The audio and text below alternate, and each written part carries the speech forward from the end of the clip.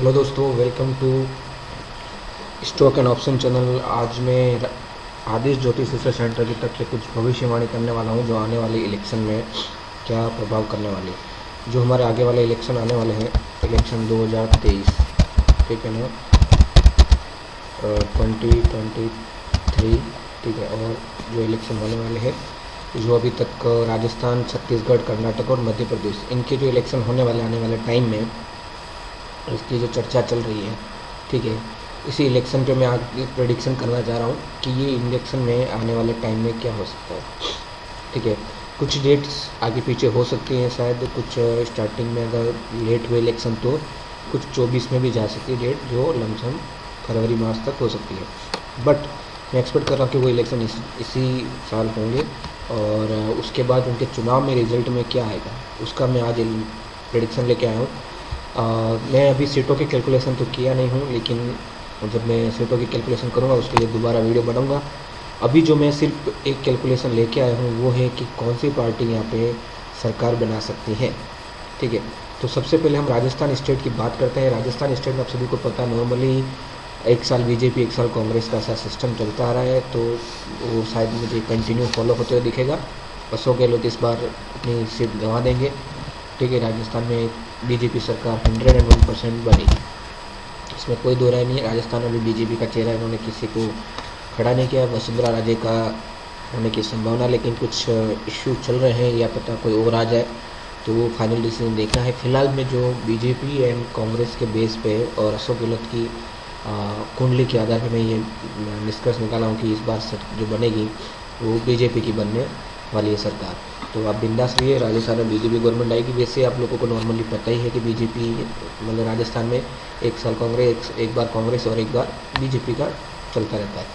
इस बार अशोक गहलोत ने 19 जिले भी बना है, लेकिन शायद उनको इतना बेनिफिट होगा नहीं, ठीक है। और दूसरे राजस्थान में इलेक्शन में सचिन पायलट का अभी कुछ डिक्लेरेशन हुआ नहीं है, और भी कुछ होता है ऐसा कुछ लगता है, तो मैं आपको जो भी होगा मैं आपको दोबारा प्रेडिक्शन करूँगा। फिलहाल जो मैंने प्रेडिक्शन की है, अशोक गहलोत राजस्थान के बीजेपी के चार्ट से और अपने कांग्रेस के चार्ट से, ठीक है। तीसरी कोई मोर्चा यहाँ पे कोई इतना बड़ा है नहीं, इसलिए उसका देखने की मुझे ज़रूरत पड़ा नहीं है। अब चलता हूँ मैं छत्तीसगढ़। छत्तीसगढ़ में आपको हैरान होगी, फिलहाल कांग्रेस की सरकार चल रही है, और यहाँ पे जो मामला थोड़ा टाइट है। अगर मैं जो प्रेडिक्शन निकाला हूँ तो थोड़ा सा मुझे टाइट मामला दिख रहा है, मतलब सिचुएशन थोड़ी टफ फाइटिंग है। एंड मोमेंट पे कुछ भी हो सकता है यहाँ पे, लेकिन अगर मैं पहले फर्स्ट प्रायोरिटी अगर मैं देखूँ तो यहाँ पे कांग्रेस सरकार अपना शायद रिपीट करते हुए दिख रही है, तो यहाँ पे थोड़ा सा पॉजिटिवनेस कांग्रेस की ओर ज़्यादा है। और अगर कांग्रेस ने यहाँ पे अगर वजन नहीं लिया तो फाइटिंग टफ है, तो बाद में शायद बीजेपी भी बाजी आगे निकल सकती है, ठीक है। हम यहाँ पे मैं दोनों बीजेपी को मतलब फर्स्ट पार्टी में यहाँ पे फिलहाल नहीं मान रहा हूँ, क्योंकि बीजेपी यहाँ मेरी कैलकुलेशन में यहाँ पे कांग्रेस फर्स्ट पार्टी है, लेकिन टफ फाइट होने की वजह से अगर कांग्रेस ने अगर ताकत नहीं लगाई, कुछ नहीं किया, तो यहाँ पे बीजेपी की सरकार बनने के योग बन जाएंगे उस बाद में। लेकिन पहले फर्स्ट प्रायोरिटी जो सरकार बनने के योग है वो कांग्रेस के है, जो भी शायद कांग्रेस की सरकार है वो मे भी यहाँ पे रिपीट हो सकती है, ठीक है ना। ये ध्यान रखिएगा, क्योंकि छत्तीसगढ़ का थोड़ा 50-50 वाला मामला है, इसलिए मैंने यहाँ पे दोनों लिखा है, यहाँ पे क्लियर नहीं लिखा हूँ, लेकिन फर्स्ट प्रायोरिटी दोनों मीन्स यहाँ पे फर्स्ट प्रायोरिटी कांग्रेस की है। टफ फाइटिंग है, सब क्लियर कट बहुमत कांग्रेस को यहाँ पे नहीं दिख रहा है, लेकिन टफ फाइटिंग है। हाँ, यहाँ पे अगर कांग्रेस ताकत लगाती है तो कुछ माइनर सीटों के साथ जीत के अपनी सरकार बना सकती है, पहली प्रायोरिटी उसकी है। अगर उसके बाद अगर उनका कोई लीडर चेंज हो जाता है, ठीक है ना, तो वो हमको कैलकुलेट करना पड़ेगा, ठीक है। अभी मैंने भूपेश बघेल के आधार पर कांग्रेस और बीजेपी की सीट का, क्योंकि बीजेपी का कौन लीडर है किसके आधार मैंने कैलकुलेशन नहीं किया है, तो वो अगर लीडर डिक्लेयर होगा चीफ मिनिस्टर, उसके बाद में अगर कुछ ऐसा लगता है कुछ चेंजेस होता है तो मैं आपको बताऊँ। क्योंकि क्या होता है कि एक कैंडिडेट भी बड़ा इंपॉर्टेंट करता है। जैसे गुजरात में भूपेंद्र पटेल की कुंडली बहुत स्ट्रॉन्ग थी, बीजेपी के साथ साथ भूपेंद्र पटेल की कुंडली बहुत स्ट्रॉन्ग थी, इसलिए वहाँ पे उन्होंने बहुत ज़्यादा सीटें लाई थी। और ये मैंने उस टाइम बोला था कि मेरे प्रीवियस वीडियो में कि वो 120 से ज़्यादा सीट लेके आ सकते हैं, ठीक है। जबकि लोगों को ऐसा लग रहा था कि ऐसा पॉसिबल नहीं होगा, लेकिन हुआ, बराबर। तो ये छत्तीसगढ़ है। उसके बाद मैं बताता हूँ कर्नाटक। कर्नाटक में आपको आजकल अच्छा खासा प्रचार भी चल रहा है बीजेपी का, और यहाँ पे भी कन्फ्यूजन जैसी सिचुएशन है। यहाँ पे भी क्लियर कट बहुमत किसी को नहीं आने वाला इस बार, ठीक है ना। इस बार अभी शायद बीजेपी की गवर्नमेंट है, और यहाँ पे भी कुछ हद तक हम देखें तो यहाँ पे भी सरकार जो बनने के फर्स्ट चांसेस है कांग्रेस बाजी मार सकती है, ठीक है ना। यहाँ पे मुझे ऐसा लगता है कि कांग्रेस का पलड़ा भारी हो सकता है, ठीक है। और अगर मतलब ये जो सरकार बनेगी यहाँ पे त्रिशंकु हम बोल सकते हैं, ठीक है, कि कांग्रेस अकेले नहीं बनाएगी, अकेले बहुमत यहाँ पे कांग्रेस को नहीं आएगा, लेकिन यहाँ पे क्या होगा, अब बीजेपी के अगेंस्ट सब पार्टियाँ हो जाएगी और कांग्रेस को सपोर्ट करेगी। इसकी वजह से यहाँ पे कांग्रेस को बहुमत मिलने, मतलब उसके साथ अलायंस वाले जो त्रिशंकु सरकार जिसको हम बोलते हैं, वो वाला सरकार यहाँ बनने के लिए, यहाँ पे क्लियर कट कांग्रेस को बहुमत नहीं है, यहाँ पे क्लियर कट बीजेपी को बहुमत नहीं। बीजेपी ने अगर एंड मोमेंट पे कोई सीएम कैंडिडेट जो अभी जो है उनकी बम्बई, उसके हिसाब से हमने कैलकुलेट किया तो उनकी कुंडली फिलहाल इतनी स्ट्रॉन्ग नहीं दिख रही है।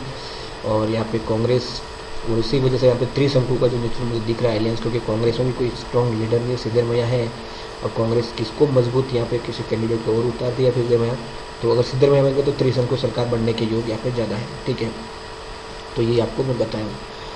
सेकंड चीज़ यहाँ पे एमपी में मैं यहाँ पे जो सरकार देख रहा हूँ, आपको थोड़ा सरप्राइजिंग होगा, काफ़ी टाइम से यहाँ पे बीजेपी सरकार है और यहाँ पे लीडर जो है शिवराज सिंह वो है, उनकी कुंडली स्ट्रॉन्ग है, अभी भी उनकी कुंडली स्ट्रॉन्ग है, अभी भी उनके हैं।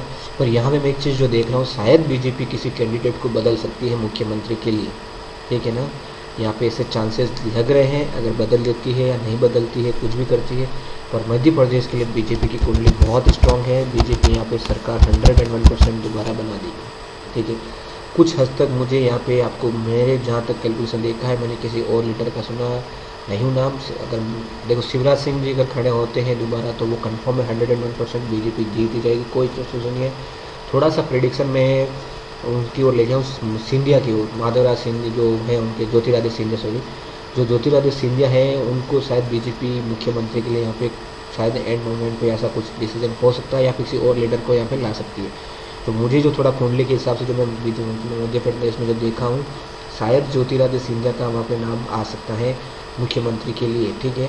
अब वो बीजेपी क्या डिसीजन लेती है, कौन आता है, ये मुझे नहीं पता, लेकिन मैं जो रहा हूँ, लेकिन नाम चेंज होने के चांसेस यहाँ पे एमपी में दिख रहे हैं।